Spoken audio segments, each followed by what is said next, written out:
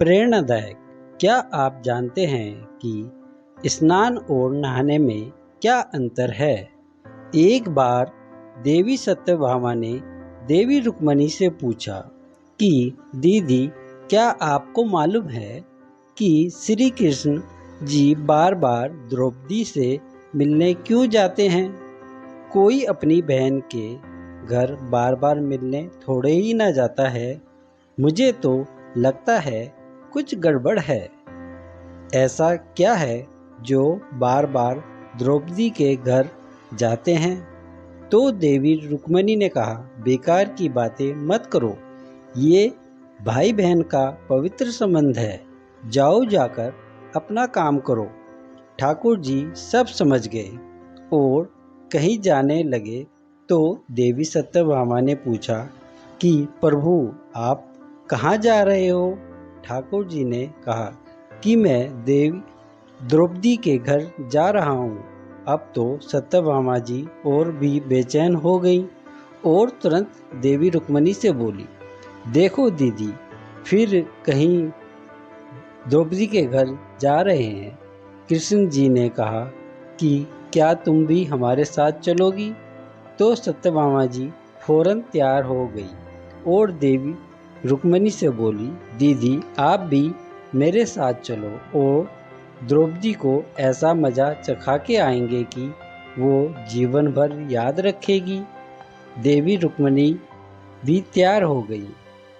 जब दोनों देवियाँ द्रौपदी के घर पहुँची तो देखा कि द्रौपदी अपने केस संवार रही थी।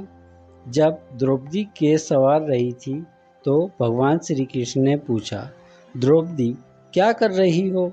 तो द्रौपदी बोली, भैया, केस संवार के अभी आई। तो भगवान बोले, तुम काहे को केस संवार रही हो? तुम्हारी तो दो दो भाभी आई हैं, ये तुम्हारे केस संवारेंगी।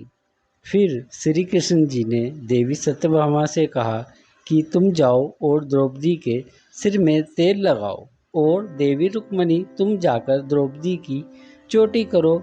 सत्यभामा जी ने रुक्मणी जी से कहा, बड़ा अच्छा मौका मिला है, ऐसा तेल लगा के आऊँगी कि इसकी खोपड़ी के एक एक बाल को तोड़ के रख दूंगी। और जैसे ही सत्यभामा जी ने द्रौपदी के सिर में तेल लगाना शुरू किया और बाल को तोड़ा तो बाल तोड़ते ही आवाज आई, हे कृष्ण।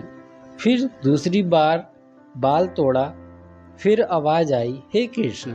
फिर तीसरी बार बाल तोड़ा तो फिर आवाज आई, हे कृष्ण।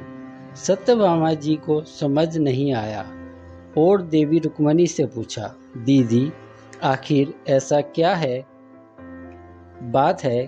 द्रौपदी के मस्तक से जो भी बाल तोड़ती हूँ तो कृष्ण जी का नाम क्यों निकल कर आता है? रुक्मणी जी बोली, मैं तो नहीं जानती। पीछे से भगवान बोले, देवी सत्यभामा, तुम देवी रुक्मणी से पूछ रही थी कि मैं दौड़ दौड़ कर इस द्रौपदी के घर क्यों जाता हूँ?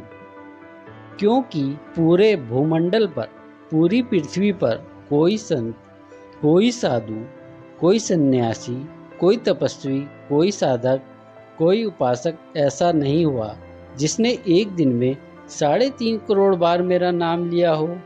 और द्रौपदी केवल ऐसी है जो एक दिन में 3.5 करोड़ बार मेरा नाम लेती है, प्रतिदिन स्नान करती है, इसलिए उसके हर रोम में कृष्ण नजर आता है और इसलिए मैं रोज इसके पास आता हूँ।